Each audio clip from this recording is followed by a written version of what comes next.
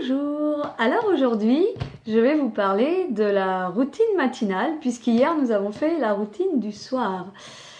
Alors, ce que je vous conseille, et ce que je n'ai pas toujours fait, c'est de mettre une seule alarme sur votre portable pour vous réveiller. Ou si vous avez un réveil, c'est parfait. Parce que quand on met plusieurs alarmes, en fait, inconsciemment, on sait qu'il va y en avoir une deuxième, une troisième, et on a plutôt tendance à traîner au lit. Alors, il faut se faire confiance et se dire non, je vais me lever dès la première et voilà.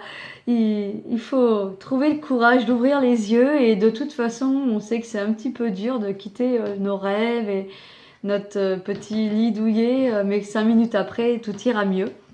Ce que je vous conseille de faire, c'est quelques exercices, déjà de prendre une grande respiration.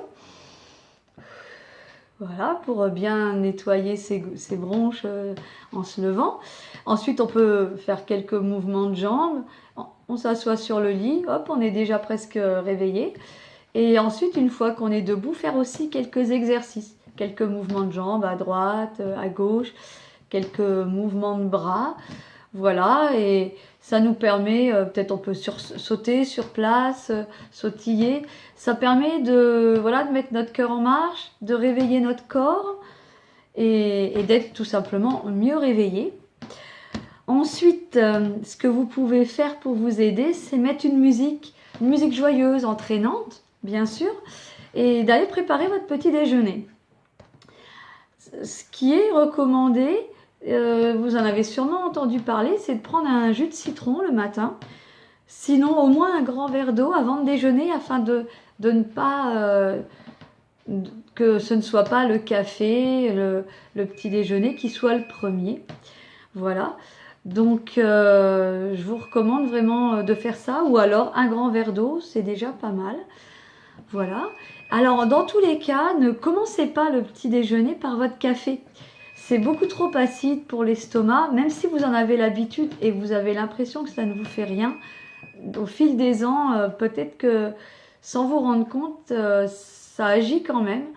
Et c'est quelque chose qui va tendre à augmenter la tension, à l'anxiété.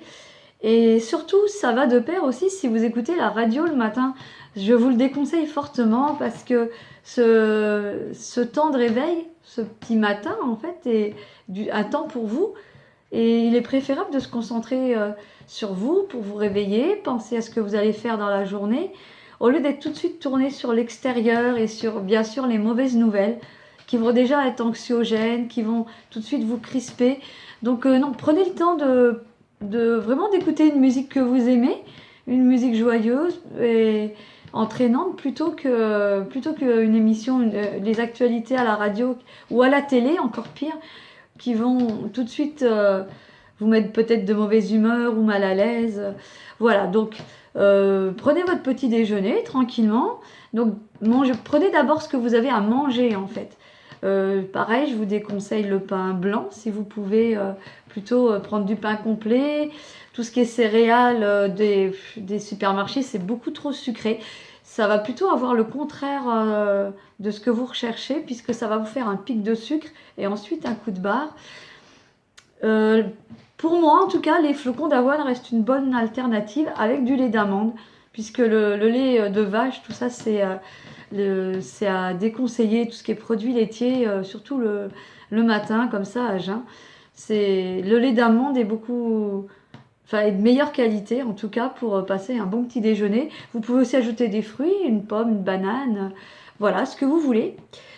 Et avant de boire votre café, moi, ce que je vous conseille, c'est de faire rapidement une petite vaisselle, faire, si vous avez un peu de ménage, balayer, tout cela, mettre la maison un petit peu en ordre. Et ensuite, voilà, prendre votre café, filer à la douche. Et moi, ce que je fais ensuite, c'est une séance de méditation. Alors, comme pour hier, je vous conseillais la méditation du soir. Il existe plein de vidéos, méditation du matin, pensée positive pour bien démarrer la journée. Alors après, bien sûr, tout dépend de votre emploi du temps. Si vous êtes en activité, si vous travaillez, vous allez avoir, si vous avez des enfants, bien sûr, à emmener à l'école, vous allez avoir un temps limité le matin. Alors, vous pouvez bien sûr profiter de ce qu'on appelle le Miracle Morning, donc qui est de se lever 1 heure avant l'heure à laquelle on a l'habitude, pour justement ne pas être pressé, avoir le temps de faire des choses pour soi avant d'aller au travail, avant de réveiller les enfants, avant que vraiment le marathon commence. Maintenant, certains d'entre vous commencent peut-être très tôt le matin et ce n'est pas possible de faire cela, donc je comprends tout à fait.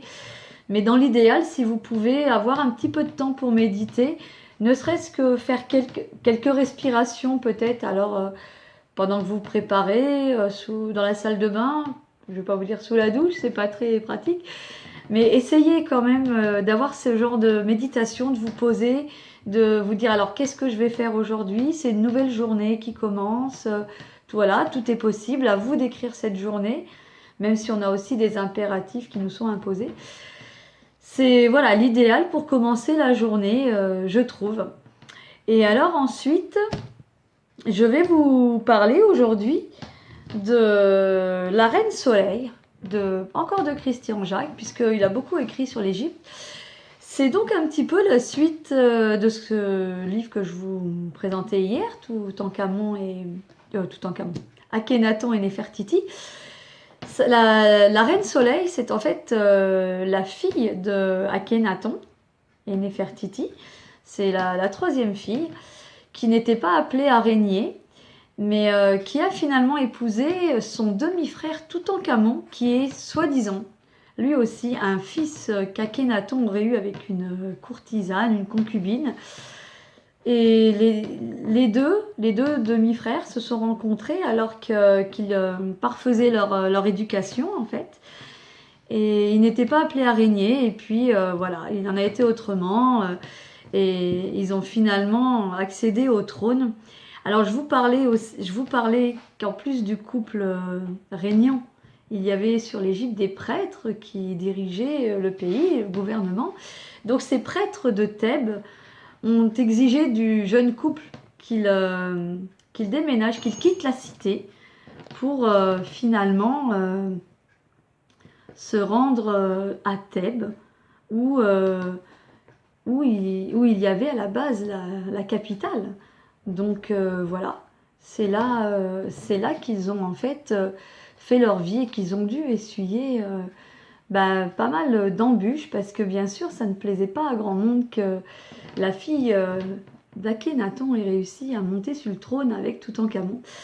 Donc c'est encore toute une période, toute une facette de la culture égyptienne que j'ai découvert, et ça approfondit encore mes connaissances dans ce domaine, et c'est un livre que je vous recommande. Voilà, et je vous dis bonne journée et à demain.